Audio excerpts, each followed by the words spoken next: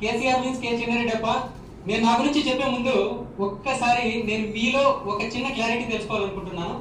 ఎవరన్నా సరే government job చేస్తున్న వాళ్ళు ఉన్నారా? Just please rise your hands.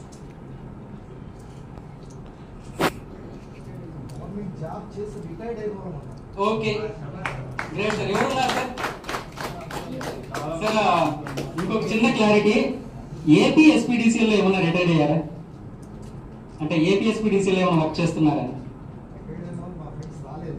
Thank you sir. అట్లయితే నేను చాలా ఫ్రీగా మాట్లాడతాను. ఓకే అండి. బై నా పేరు చెప్పాను కదా, కేసీఆర్. నేను ఏపీ ఎస్పీడీసీలో వర్క్ చేస్తున్నాను సార్. ఎలక్ట్రిసిటీ డిపార్ట్మెంట్లో జాబ్ చేస్తున్నాను. సో ఇక్కడ ఎవరు నాకు రిలేటెడ్గా లేరు కాబట్టి నేను చాలా ఫ్రీగా మాట్లాడతాను. సార్ అందరూ బిజినెస్ లో ఉన్న వాళ్ళేనా ఇక్కడికి వచ్చింది? ఏ పర్పస్ తో వచ్చారు sir? Wealth, recognition. Yes sir, name and fame. Sir ఈ మూడు ఇక్కడ దొరుకుతుందనే కదా వచ్చారు. నమ్మకం ఉందా? రియల్ గా ఖచ్చితంగా నమ్మి తీరాల్సిందే సార్. ఎందుకంటే బెస్ట్ ఎగ్జాంపుల్ నేను నా లైఫ్ గురించే చెప్తాను సార్. ఒక్కసారి విజువలైజ్ చేసుకోండి. ఇదే ఆగస్టు 3వ తేదీ ఒక 12 ఫీట్ హైట్ నుంచి వెల్లకిల్లపడ్డటువంటి ఒక వ్యక్తి, హాస్పిటల్లో బెడ్ రీడర్ లో ఉన్నటువంటి ఒక వ్యక్తి, ఒక ఫ్రెండ్ ఫోన్ చేసి యాపిల్ బదులు ఒక స్టెమ్ సెల్ ప్యాకెట్ తెచ్చి ఇచ్చి ఇది వాడు నీకు తగ్గుతుందని చెప్తే అపనమ్మకంతో వాడినటువంటి ఒక వ్యక్తి ఆఫ్టర్ 1 year తర్వాత అదే 3వ తేదీ అదే కంపెనీ ఇనాగ్రేషన్ కి ఫ్లైట్ లో ట్రావెల్ చేశాడంటే మీరు నమ్మగలరా? అదే 3వ తేదీ కంపెనీ ఇనాగ్రేషన్. సార్ ప్రతి ఒక్కరు దేవుడిని నమ్ముతారా రియల్ గా? కాబట్టి మీకు ఒక బాధ్యత దేవుడు ఇచ్చారు సార్. ఏంటి ఆ బాధ్యత అంటే సర్వీస్ ఓరియంటెడ్. సార్ ఇక్కడ ఎంతమంది బిజినెస్ చేస్తున్నారు క్యూసెల్? Just raise your hands. Very good sir. Myself నేనైతే క్యూసెల్ ని బిజినెస్ చేయట్లేదు సార్. ఎందుకంటే ఇప్పటి వరకు 25 సంవత్సరాలుగా, అంటే నేను ఇంటర్మీడియట్ కంప్లీట్ అయినప్పటి నుంచి నాకు మదర్ లైఫ్ ఏంటంటే ఆమె ఇదే ఇట్లాంటి హోటల్స్ లో అయినా చాలా మీటింగ్స్ లో నేను అటెండ్ అయినాను. సో ఆ నెట్వర్క్ అనేది నాకు అప్పటి నుంచి పరిచయం ఉంది. కానీ ఏంటంటే ఈ 25 సంవత్సరాలు నేను బిజినెస్ చేశాను, నెట్వర్కే చేశాను.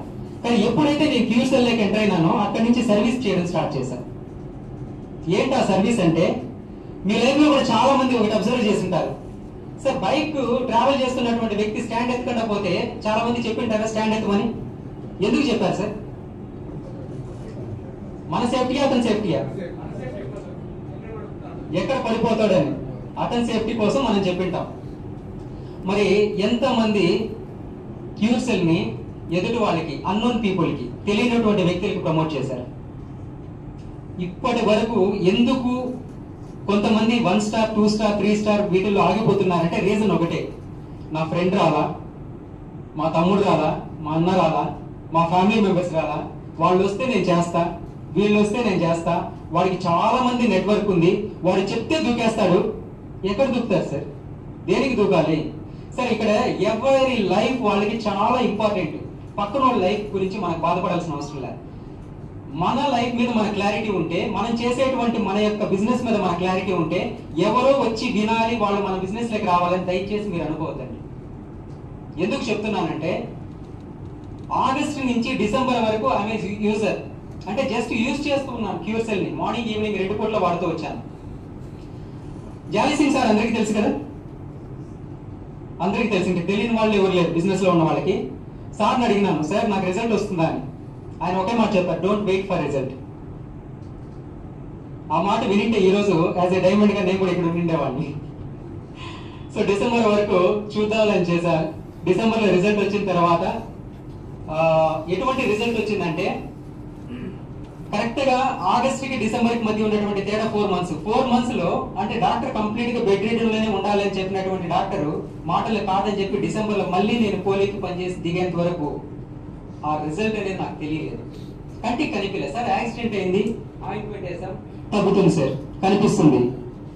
మరి ఇంటర్నల్ గా మన బాడీలో ఉండే రిజల్ట్ మనకు తెలియదు కదా. చాలా మంది అడుగుతారు క్వశ్చన్, ప్రూఫ్ ఏంటి, రిజల్ట్ ఏంటి, నాకేం రావట్లేదు రిజల్ట్. ఇట్లా చాలా మంది ఫేస్ చేస్తుంటారు మీరు ప్రొడక్ట్ ప్రమోట్ చేసినప్పుడు.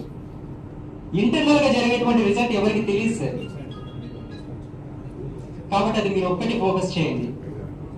100% మీరు ఇచ్చేటువంటి మాటలు ఎలా ఉండాలంటే కాన్ఫిడెంట్, యాజ్ ఎ యూజర్ గా మీరు ప్రొడక్ట్ వాడి ఎదుటి వాళ్ళకి ప్రమోట్ చేయాలి. అప్పుడు మీరు సక్సెస్ అవ్వగలుగుతారు. అండ్ సర్వీస్ చేయాలి, not for business, not for sale. Company product sale చేస్తుంది, మనం సెల్లర్స్ కాదు ఇక్కడ, మనం కేవలం ప్రమోటర్స్ మాత్రమే. మనం ప్రమోట్ చేయాలంటే ఆ కాన్ఫిడెంట్ మనకు ఉండాలిగా, మనం వాడాలిగా, మనం యూజ్ చేయాలిగా. యాజ్ ఎ యూజర్ గా మనం ఉన్నప్పుడే ఎదుటి వాళ్ళకి మనం ప్రమోట్ చేయగలుగుతాం. అండ్ ఇలా చేస్తే బిజినెస్ లో సక్సెస్ కాలేము సార్, ఇలా చేస్తేనే బిజినెస్ లో సక్సెస్ అవ్వగలుగుతాం. దేంట్లో అయినా సరే హార్ట్ఫుల్ గా మీరు ఎప్పుడైతే ఎదుటి వ్యక్తితో కాన్ఫిడెంట్ గా మీరు మాట్లాడగలుగుతారో అప్పుడే మీరు ఒక పెద్ద రెవల్యూషన్, పెద్ద టీమ్ ని మీరు క్రియేట్ చేయగలుగుతారు. అది ఫస్ట్ ఒకటి అడిగిన దేవుణ్ణి ఎంతమంది నమ్ముతారు అని, అందరూ నమ్ముతారని చెప్పారు. నేను కూడా అలానే నమ్మా. ఎందుకంటే నా అనుకున్నటువంటి టీం, నేను అంటే బెడ్ రీడింగ్ లో ఉండడం వల్ల చాలా మంది డిస్టర్బ్ అయింది. ఆల్మోస్ట్ క్యూఎస్ఎల్ లో టాప్ పొజిషన్ కి వెళ్ళిపోయారు. మరి నాకు ఎవరు వస్తారు, నా బిజినెస్ లోకి ఎవరు వస్తారు, నేను ఎవరిని సక్సెస్ చేయగలుగుతాను అని ఆలోచనతో ఉన్న టైంలో ఒక పర్సన్ కి, ఒక తెలిసినటువంటి ఒక వ్యక్తికి ఒక ప్రొడక్ట్ ఇచ్చాను. ఆయన ఇంకొక పర్సన్ వాళ్ళ ఫ్రెండ్ నెంబర్ ఇచ్చారు, ఆయనకి ప్రొడక్ట్ పంపించాను. 1 మంత్ తర్వాత మళ్ళీ నన్ను ఆయన పిలిపించారు. పిలిపించి ఆయన బిజినెస్ కానీ ఏమి కానీ టచ్ లేదు సార్. బేసికల్ గా హీఈస్ వెల్ సెటిల్డ్, పలమనేరు ఆయన, నేను చెప్పలేను ఇప్పుడు, వెల్ సెటిల్డ్ పర్సన్. పిలిపించి 2,90,000 క్యాష్ పెట్టారు సార్ నా దగ్గర. నేను షాక్ అయినా. సార్ నేను ఎవరో కూడా తెలియదు, మీరు నన్ను ఫస్ట్ టైం చూస్తున్నారు, ఎలా మీరు కాన్ఫిడెంట్ గా నమ్మగలుగుతున్నారంటే ఆయన చెప్పినటువంటి మాట ఏంటంటే 35 లక్షలు ఖర్చు పెట్టారంట ఆయన యొక్క హెల్త్ ప్రాబ్లం మీద. డయాబెటిక్ వల్ల రెటినోపతి అనేటువంటి ఒక డిసీజ్ వచ్చి కంటి చూపు కోల్పోయారు. ఎవ్రీ 3 months ఒకసారి ఇంజెక్షన్ వేసుకుంటారు కంటికి. అటువంటిది ఆయన 35 lakhs ఖర్చు పెట్టాను సార్. అది ఇవ్వలేనటువంటి రిజల్ట్ నాకు క్యూర్ సెల్ ఇచ్చిందని చెప్పారు సార్. ఆయనకి ఎగ్జాక్ట్లీ 1 month సార్, 1 month లోనే వేరియేషన్ అనిపించింది, వేరియేషన్ తెలిసింది. కన్సిస్టెంట్ గా వాడడం స్టార్ట్ చేశారు. అక్కడి నుంచి ఆయన ద్వారా వచ్చినటువంటి సామ్రాజ్యం అది చాలా పెద్దది క్రియేట్ అయింది సార్. ఒక అన్నోన్ పర్సన్ ద్వారా ఈ రోజు ఒక అన్నోన్ టీం తీసుకొచ్చాను. అంటే ఎటువంటి టీం నేను ఈ రోజు క్రియేట్ చేశానంటే, బేసికల్ గా నేను ఎక్కువగా జూమ్ లో మాట్లాడకపోవడానికి రీజన్ ఏంటంటే, మా రవి సార్ నాకు మైక్ ఇవ్వరు జూమ్ లో, 1 hour సరిపోవాలి సార్. సో ఎంత పెద్ద టీం క్రియేట్ అయిందంటే లెజెండ్స్ సార్, అటువంటి టీం క్రియేట్ చేశారు. వాళ్ళందరూ కూడా చేస్తాండేది ఒకటి, సర్వీస్, నాట్ ఫర్ బిజినెస్. నా టీంలో ప్రతి ఒక్కరు సర్వీసే చేస్తున్నారు. అలా మీరు ఎప్పుడైతే మీరు ఫీల్ అవుతారో, సర్వీస్ ఓరియంటెడ్ ఎప్పుడైతే మీరు పీపుల్ లేక వెళ్ళగలుగుతారో అప్పుడే మీ సక్సెస్ ఎవ్వరు కూడా ఆపలేరు సార్. ఒక చిన్న స్టోరీ టెన్ చేస్తాను, ఎందుకు టైం చూసుకుంటున్నానంటే సార్ నాకు ఇచ్చిన 10 minutes. నెక్స్ట్ టైం ప్రతి ఒక్కరిని కూడా యాజ్ ఎ సిలబస్ గా చూస్తాను. 1 day కంప్లీట్ గా సెషన్ పెట్టుకుంటా, మార్నింగ్ నుంచి ఈవినింగ్ వరకు ట్రైనింగ్ సెషన్ కావాలంటే కండక్ట్ చేస్తాను.